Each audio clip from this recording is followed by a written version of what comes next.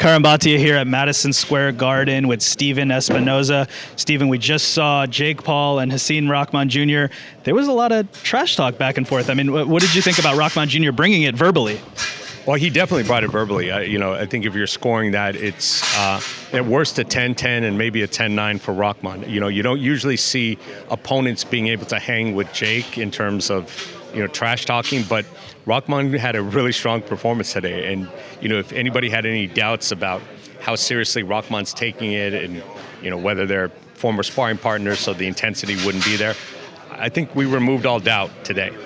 I know that you at Showtime Sports have said if Jake Paul's going to fight, it needs to be credible opponent. And where I'm standing from, it seems like the opponent's maybe even more credible than Tommy Fury. He has more experience, 100 amateur fight. This is a real heavyweight. Your thoughts on the upgrade of opponent here? Oh, it's definitely a much tougher fight. And candidly, I'll tell you what I said to them, behind the scenes. I wouldn't recommend it. I didn't recommend it. I think that this is even a much more dangerous fight for Jake than he needed to take.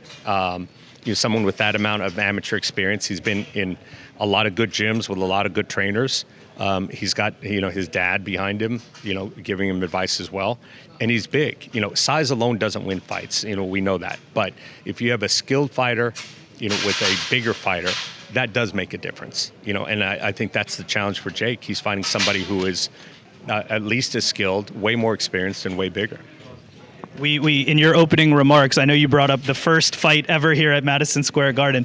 This is a very different world we're living in 2022. We have an ex-YouTuber here against Rahman Jr. I mean, the world has changed. What do you think those guys back in the 1800s would think if they saw this type of matchup here? Yeah, I don't think anybody would have predicted we'd be here, 18 months ago, or that Jake would be on the verge of sort of establishing himself as really a credible boxer.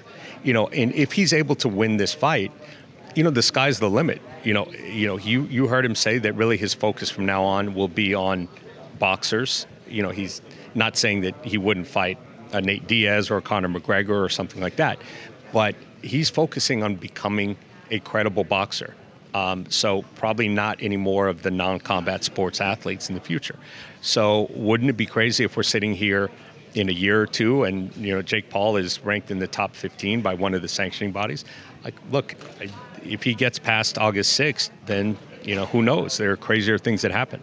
I think he'll prove a lot of people wrong if he is able to get past on August 6th. I wanted to, of course, ask you, this is a co-headline with Amanda Serrano, the great Amanda Serrano. We know she's from Brooklyn by way of Puerto Rico. This fight at Madison Square Garden, what do you expect to see for the fans? She can draw fans, as we know, in New York. Your thoughts of what will happen on August 6th? Yeah, she took a quantum leap in her popularity with that last event. I mean, it was just a massive event. Great for boxing, not just for women's boxing, for boxing overall. And it's great to see someone like her who has sort of toiled a little bit in the background for so long and have being so skilled and really being one of the best pound for pound, either men or women, for the last several years. Like, it's gratifying for me to see it. I can only imagine what it feels like to her, to be 40, 45 fights into a career and finally getting the recognition that you should have gotten years ago. So I think that's, as much as I love seeing her fight, and I think any fight fan loves her style. Like, even if you're, not particularly a fan of women's boxing, you have to respect her style. It's a very action-oriented, aggressive style. But I'm just happy that she's getting these opportunities, and the sort of the larger boxing audience as a whole is recognizing her talent. In terms of Showtime Sports, we saw the great spring and summer schedule. We know we have Adrian Broner, we got Danny Garcia, we got a lot of fighters coming up. Do you expect to see fights in the fall, in the winter? Do you expect to see this great schedule continue for Showtime Sports? Yeah, I mean, look, if we look back at 2021, I think it was a very, very strong year. Probably with we had the undisputed fight the first time between Charlo and Castaño. We had undisputed with Canelo Plant, and we've continued this momentum, and we have no intentions of letting up. So, hopefully we can add a bookend of another undisputed fight in Spence Crawford. If you saw our show this past weekend, Spence was predicting that it would happen this year.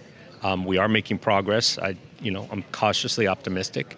And if we get, that fight, that's just sort of the cherry on top. We saw Spence talking to Jim Gray. That's always good for us to see him saying that the negotiations are happening. And finally, I just wanted to get your thoughts on the overall sports landscape. Of course, we know it's shifting. We saw the F1 deal. How do you think everything's going to happen in terms of the move to streaming and things like that? How will that affect Showtime Sports, Showtime Boxing? What do you expect to see in the upcoming years? Well, it's interesting. I think the F1 deal is really a testament to the fact that things do change. And you can make a move. It's sort of like we're not stuck in these tiers of here are the major sports, here are the mid-level, here are the niche sports. And they, sort of redoubled their efforts and came up with a very different approach and marketing plan, and it's paid off. So I think that's a lesson to all sports, including boxing, that we can't get too comfortable with where we are. We shouldn't accept that we're at a certain level, and we should always constantly be trying to think of, how can we expand the appeal of these events. I think Jake Paul fits into it. It's not the answer to all the boxing problems, but it's certainly one way to expand the audience. It's certainly looking at boxing in a new and innovative way. He's fighting on August 6th. Steven Espinoza, thank you so much for the time. Absolutely.